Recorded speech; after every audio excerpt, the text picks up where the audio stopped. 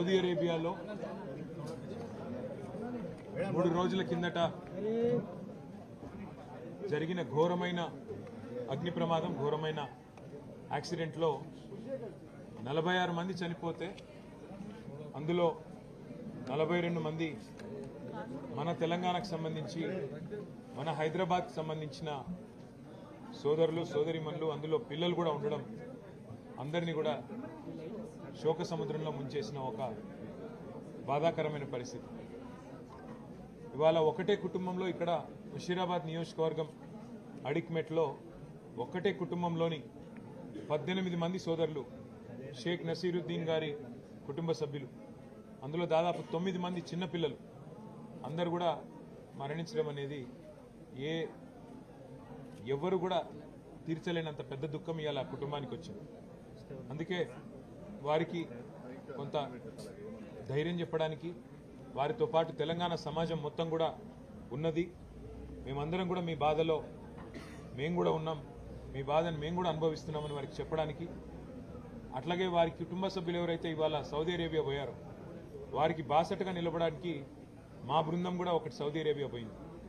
మా పెద్దలు మాజీ ఉప ముఖ్యమంత్రి మహమూద్ అలీ గారి కుమారుడు ఆజం అలీ గారు, అట్లాగే మా ఫార్మర్ వక్ఫ్ బోర్డ్ చైర్మన్ మసియుల్లా ఖాన్ గారు, వారితో పాటు మిగతా మిత్రుల బృందం కూడా సౌదీ అరేబియాలో అక్కడ అధికారులతో, అట్లాగే ఈ దివంగతులైన వారి కుటుంబ సభ్యులతో కలిసి పనిచేసి వారికి ఆఖరి క్షణాల్లో వారికి అండగా నిలబడడానికి, ఏమైనా కొంత సాయం చేయడానికి అక్కడికి మా బృందం కూడా పోయింది.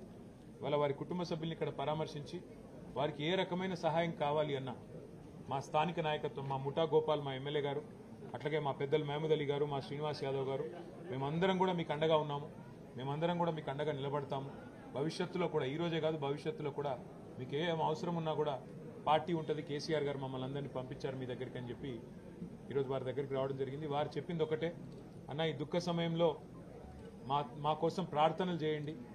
ఈ శుక్రవారం అన్ని మసీదులలో కూడా ఆ చనిపోయిన వారి కోసం వారికి ఆత్మ శాంతించాలని చెప్పి ప్రార్థించండి అని మాత్రం అడిగారు, మమ్మల్ని ఏమీ అడగలేదు.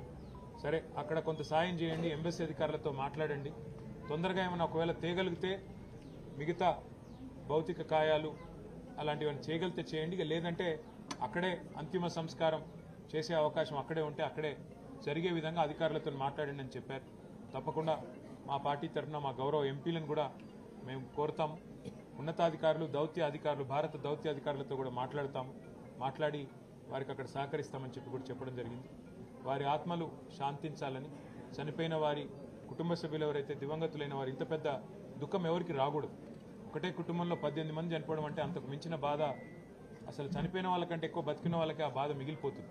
అందుకే వారు మనోధైర్యంతో నిబ్బరంగా ఉండాలని చెప్పి ఆ భగవంతుని ప్రార్థిస్తూ, ఈ శోక సమయంలో మొత్తం మనందరం కూడా మతాలకు అతీతంగా, కులాలకు అతీతంగా వాళ్ళ కుటుంబాలకు అండగా నిలబడాలని చెప్పి కూడా మన సోదరులను కూడా ప్రార్థిస్తూ, మీ అందరికీ కూడా ముఖ్యంగా మా పత్రికా మిత్రులకు కూడా ధన్యవాదాలు. నమస్కారం.